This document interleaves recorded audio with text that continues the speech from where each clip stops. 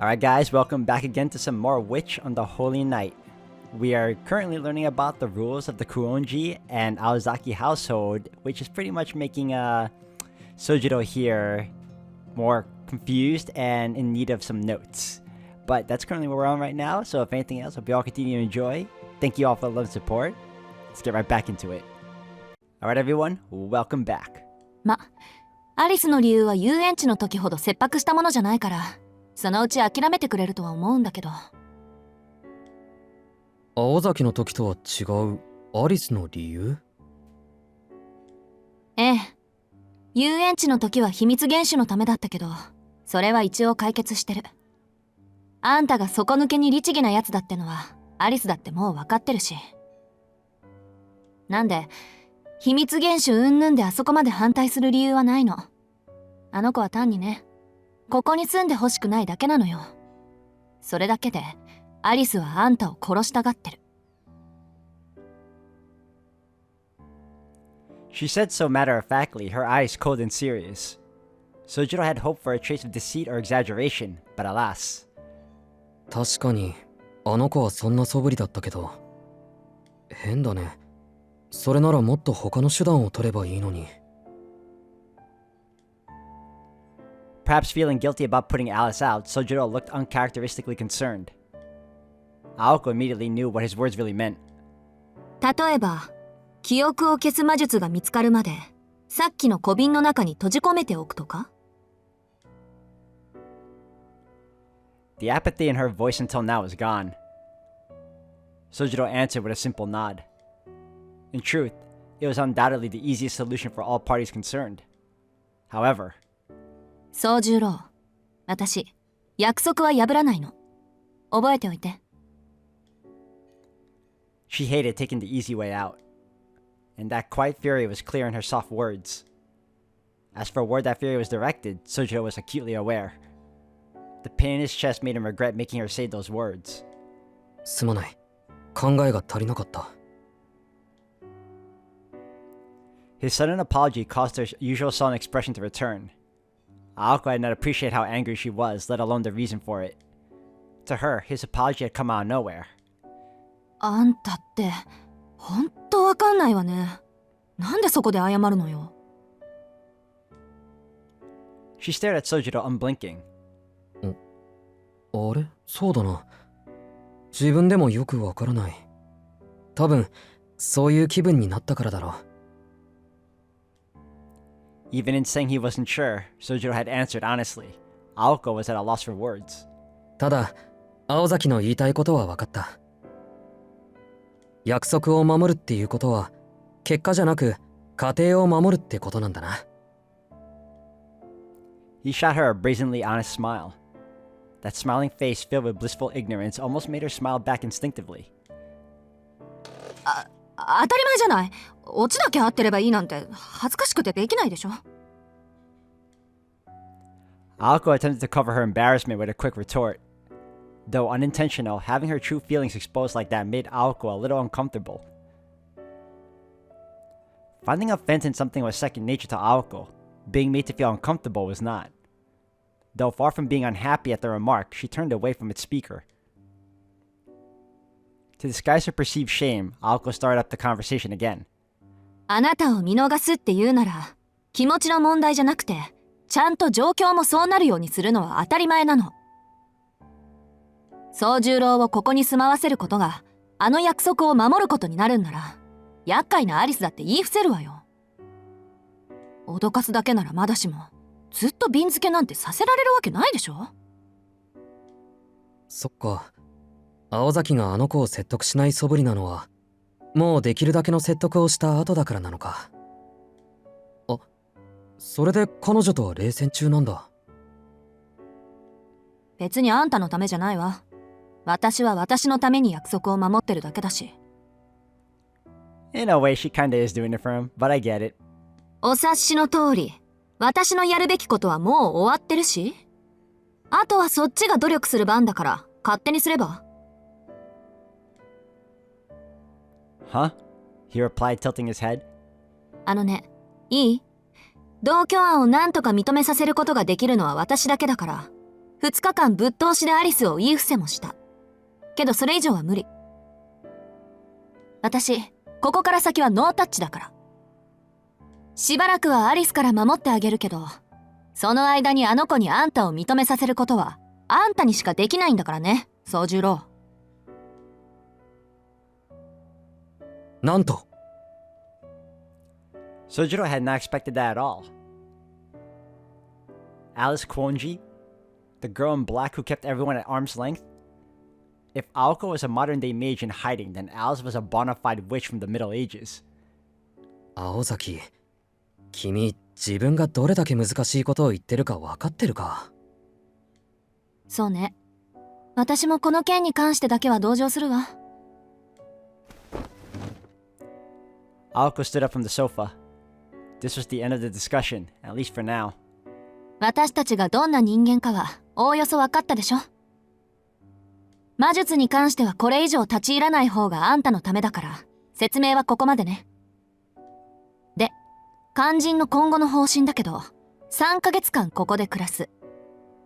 当初の目標というより最初の試練は、なんとかアリスに同居人として認めてもらうこと。試練って言った。今そういう類のことを言った。ごまかしてもいいことないでしょ、この手のことは。うまくいかなきゃ粉々なわけだし。With her cold-blooded remark, Aoko started walking toward the door. あ、そうそう。宗十郎の部屋だけど、3階に用意しといたから。2階のホールの裏側に階段があるから使って。ここは寮ってわけでもないし、時間は自由に使いなさい。ただし、西館にだけは入らないようにね。東館は私が借りてるから比較的安全だけど、それでも歩き回らない方が無難だわ。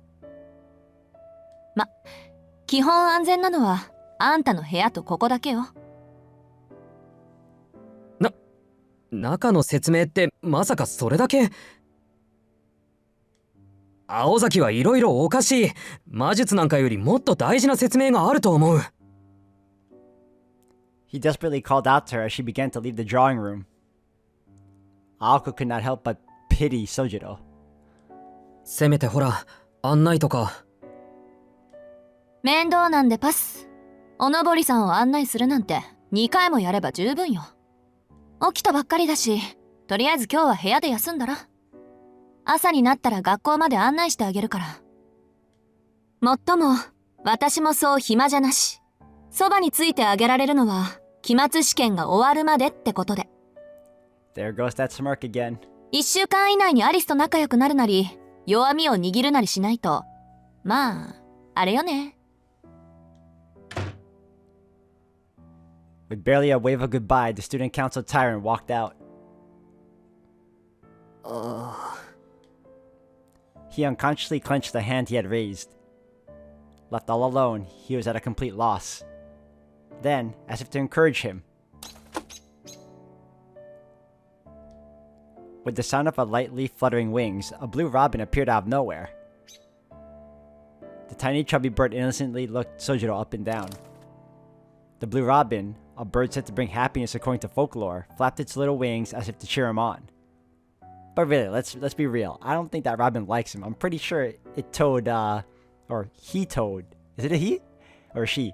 Well, regardless, I'm pretty sure that bird told Alice it didn't like him.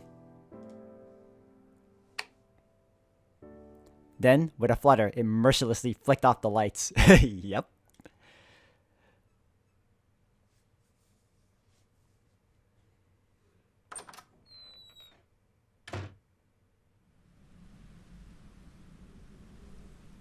Leaving Sojiro alone in the drawing room, Aoko returned to her bedroom. She closed the door to her room, and as soon as she sat on her bed, she was overcome by an unexpected wave of exhaustion. Sojiro had no way of knowing, but she had been preparing for war. In the event that Alice impulsively pulled out a ploy, Aoko had to be ready to react in an instant. She sighed heavily, but not from the fatigue she felt at fighting with Alice. ちょっと突っぱねすぎたか? She frowned a dejected frown. What weighed on Aoko's mind was not Alice. でも甘くするのはあいつのためにならないし。基本おとなしくしてもらった方がいいわけだし。It would be trouble if he wandered around like he owned the place after all. The safest thing for him would be if he holed up in his room, too scared out of his wits to leave it. 青崎は味方だなんて勘違いされても困るしね。アリス同様、人手なし扱いされた方が楽だわ。She nodded to herself, agreeing with her take on the situation. For the most part, it was a sound plan. If there were a problem, it would be this. すまない青崎、一つ聞きたいことがあるんだが。Not 10 minutes had passed since leaving him in the drawing room. For Sojiro to shirk off what she had said and visit her room so fast, it was like he had no sense of danger at all. 実は外に出たいんだ。Of course he would ask to leave the house. Aoko lacked the energy for a sarcastic barb. 洋館の中は歩き回らないし、用を済ませたらきちんと戻ってくる。ただ、門限とかあったら聞いておこうと思って。でも、アルバイトには行くのよね。How did you know? Sojiro exclaimed in surprise. When it was Aoko who desired to display her shock at him. まあいいわ。基本、午後10時まで。その時間には必ず屋敷にいること。その後は夜勤に出かけるなり、庭でバーベキューするなり、何でも好きにしていい。それと、玄関に鍵はかかってないから。Wow, you guys are just very, very comfortable, huh? If you have no locked doors. Either that or you're just confident no one's gonna come in and like harm you in any way. Besides the fact you guys are mages. 気のせいじゃなければだけど。青崎、すごく怒ってないか？あんた相手に気を使った自分に呆れ果ててるだけよ。外に出るのはいいけど、その前にこの錠剤飲んで。ん？ Sojiro took the purple pill from her outstretched hand and dubiously put it in his mouth. He told himself that it must have been some kind of medicine. それじゃあ行ってくる。いろいろありがとう、青崎。あっそ。今度は窓から出ていかないでよね。Sojiro laughed himself all the way to the foyer, unsure of what exactly he had found funny. Aoko watched him go, both indifferent and amazed all at once. ま、予定が半日早まっただけか。あの薬を飲ませるの、明日の朝にしてあげようと思ったのに。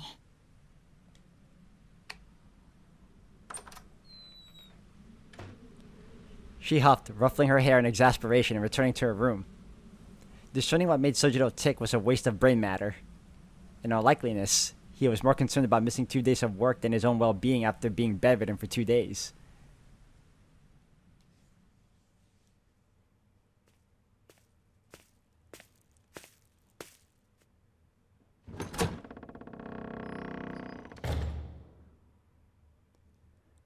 With the day's work behind him, Sojiro returned to the mansion. よし。どこを探しても、2階のホールから上がれる階段はここだけだ。It was just before midnight.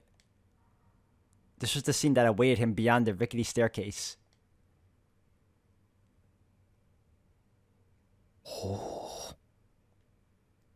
Not much surprised Sojiro, or rather, being surprised had become normal to him. This scene, however, was enough to leave him speechless. The room allotted to Sojiro, no matter how he looked at it, no matter how he ran it through in his mind, was without a shadow of a doubt an attic.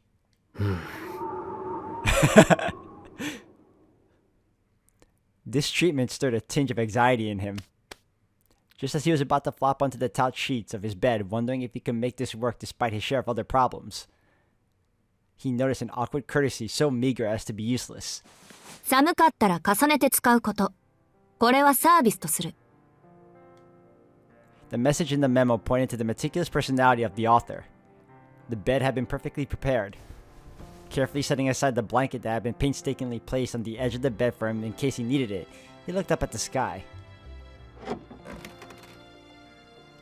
Though faint, the stars twinkled through the skylight. For a mountain boy, that meager light was more than enough for him. The stark contrast with the drawing room had caught him off guard, but now that he had collected himself, it was not so bad. This room fit his personality. Even if he still was not used to the building, he felt more at ease here than he did in any building in the city. Perhaps because it was built on a hill surrounded by woods. The atmosphere here was a little closer to the mountains where he used to live. あ、でも家の中に霧が出るのはどうなんだろ He crooked his neck, pondering over the spectacle he had witnessed. On the way to his room, Sojiro had encountered what looked like a fog in the foyer on the second floor. The misty fog drifted into a portion of the corridor, reminding him of a swarm of mosquitoes. As he stared at it, he swore he could make out a strange landscape, and as he moved closer to get a better look. Again, out of nowhere, here inside of the mansion, a little blue bird darted purposefully in front of him. う。鳥？ The bird caught his attention, stopping him in his tracks. When he looked to check on the fog again, the strange scene had disappeared. この家隙間でもあるのかな。明日青崎に聞いてみるか。 He muttered to himself as he sat on the bed. Meager as it was, the starlight peeping in through the skylight calmed him. これなら。 Exhaling slowly, he lay down. For the time being, he had the essentials needed to live, and his bed was many times softer than it appeared. Thinking his worries seemed smaller than they were, he quickly drifted off to sleep.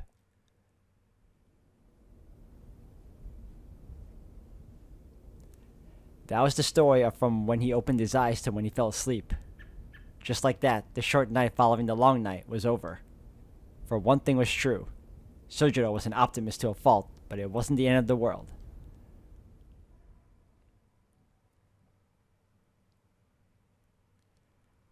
Now, let us rewind 5 hours prior to this glutton for punishment going to bed.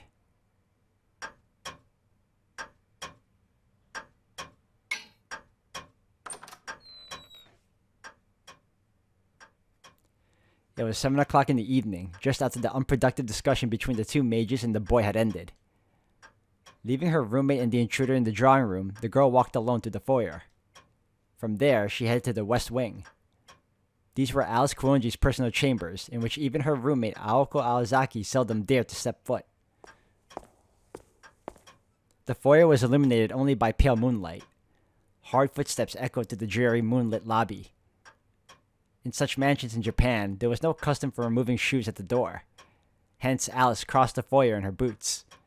She only removed them when she relaxed in her bedroom.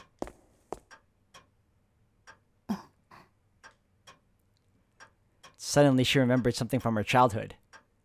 She used to enjoy the feeling of the cold hardwood floor on her bare feet and would walk around the foyer on particularly sunny days. After her father affectionately scolded her for it, she never did it again. そうだったわね。青子は結局守らなかった。 She let out a quiet sigh. Alice's new roommate, whom she took on after coming to Japan, would not comply with her instructions. 落ち着かないものはしょうがない。 Aoko would say, changing into her slippers. Aoko might have found it natural to do so given that she lived in typical Japanese house through middle school, but every time Alice heard her flip-flopping to the foyer, she wanted to cancel their cohabitation. By now, Alice was not particularly bothered by it anymore. Human adaptability was remarkable at times, and ungracious at others. The emotional attachments of the past had proved far too brittle under the weight of reality. A little blue bird was perched on the banister. Its tiny chirping made Alice stop and look its way. 今夜は放っておくわ。今は青子の問題よ。 The lack of feeling in her voice made the bird tilt its head as it sang. It trilled as though questioning its master's uncharacteristic leniency.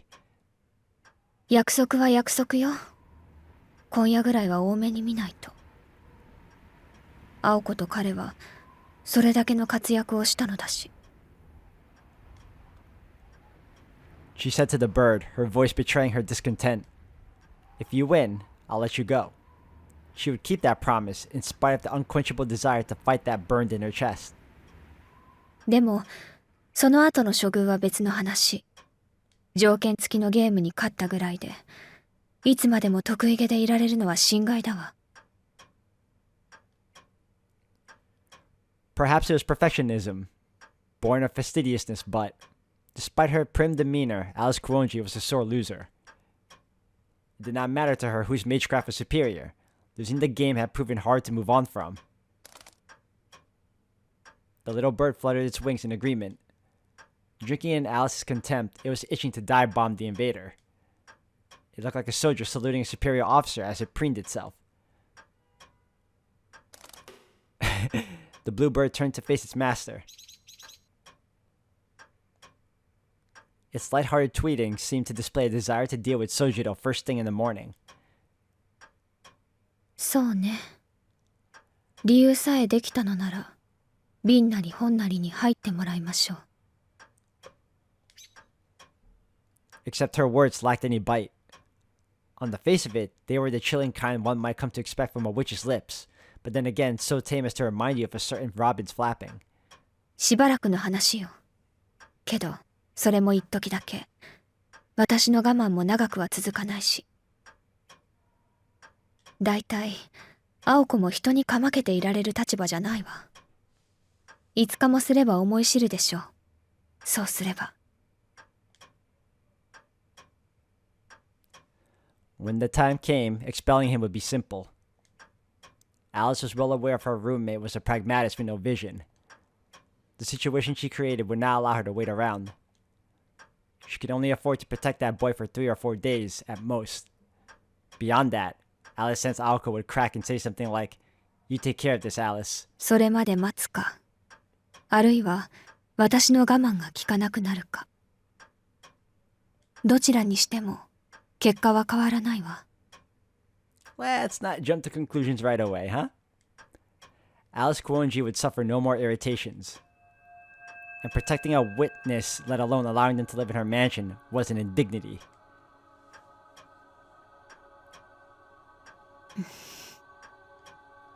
Alice looked up, fascinated by the dense fog that had crawled into the foyer. Above the fireplace was a single mirror. Roughly 3 feet in diameter, it decorated the wall where one might find a painting. Its surface was faintly clouded and vaguely reflected the foyer's appearance. スナークをなくした影響でしょうね。鏡の機能、しばらくは制御できないみたい。The little bird joyfully chirped at its master's mumbling. The bird attempted to imply that there was no need for her to lift a finger, that the nuisance would fall into the mirror of his own accord. Or perhaps, had the little bird not sang, Alice would have come to the same conclusion. For some reason, she recalled an earlier conversation. これでも一番無難だと思う。In response to her question, the boy inside the bottle shrugged his shoulders and answered. From his perspective, the city and the mansion were no different. It seemed that having just moved from the countryside, everything was something he had never seen before. 自慢できることじゃないが、まだ書き物さえ満足にできないし、都会のルールは複雑すぎて、何が正しいのかさえ区別がつかない。More than embarrassment, his voice was full of resentment. He was angry about something, though Alice could not tell what. But だから、どこにいても危ないことに変わりはないんだ。極端な話、道を歩くだけでも、人と話すだけでも不安になる。俺は、どこでだろうとうまくやっていける保証はないんだよ。けど、ここにはそんな奴に気を使ってくれる人がいる。気遣ってくれる理由は物騒なものっぽいけど、それは本当に贅沢なことだと思うんだ。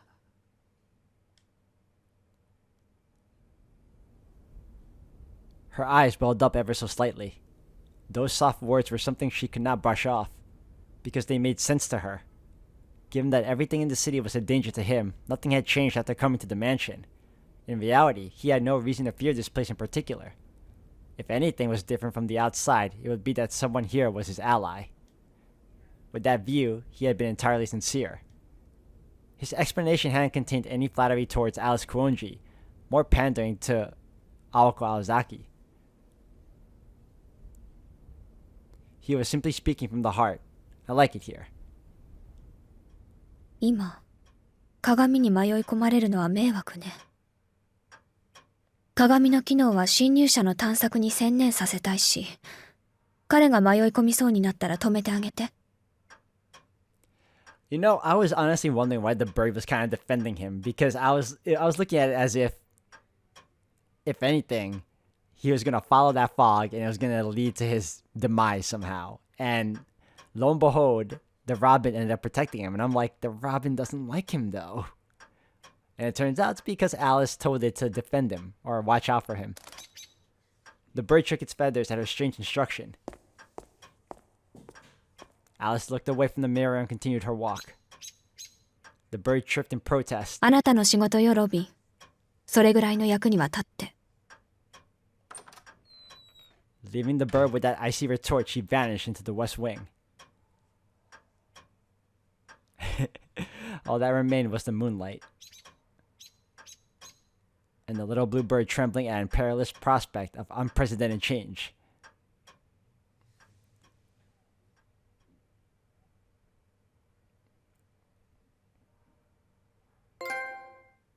Nice to meet you, and the next chapter, are you for real? I wasn't trying to take a screenshot, but okay.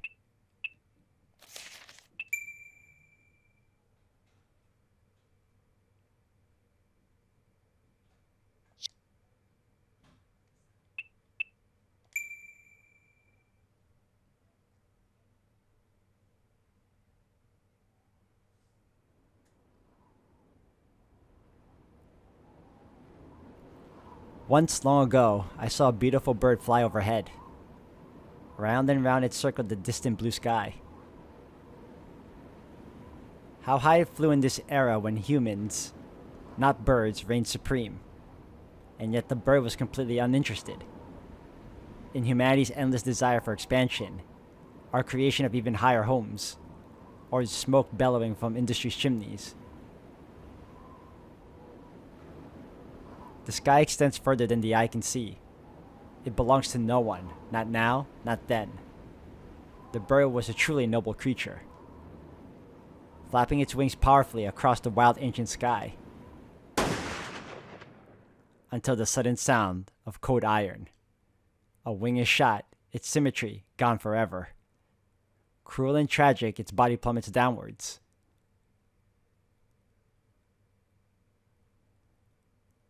I liked how it was building up to like this honorable flattery of the bird, and then you hear the gunshot and you're like, no. Not knowing its fate, the bird frantically beats its wings to the very end. One moment soaring with eyes to the sky, the next crashing down to the dry, hardened earth.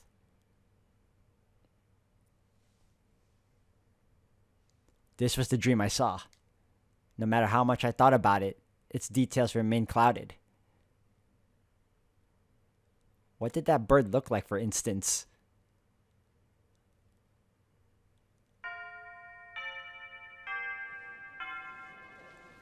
Back to the school life.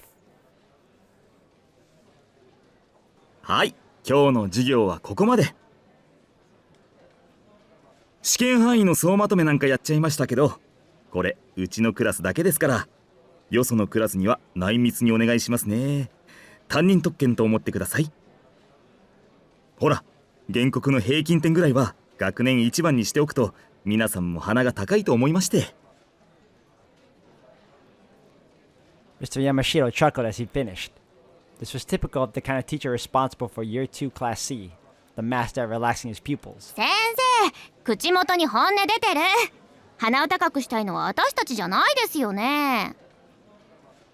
鼻っていうかメンツですよね。先生、里中先生に嫌味言われてばっかりだし。つーかはっきり言えばいいんすよ。お前ら頭悪すぎだって。いやまあうちのクラス見事なまでに体育会系ばっかりだけどさ。いえいえ、テストの点数だけが学生生活ではありませんから、僕から言うべきことは何も。先生方もそこまで目くじら立ててるわけじゃないので、別にクラス全員が赤点でも僕の人生には何ら関わりはないんですけどね。しかし一方では一人厄介な御仁がおりまして、皆さんが選んだ全校生徒代表の方なんですが、これが恐ろしいのなんの。Alright, everyone, I'm gonna end the video here for today. Thank you all for watching. When we come back, we're gonna continue on in the next one.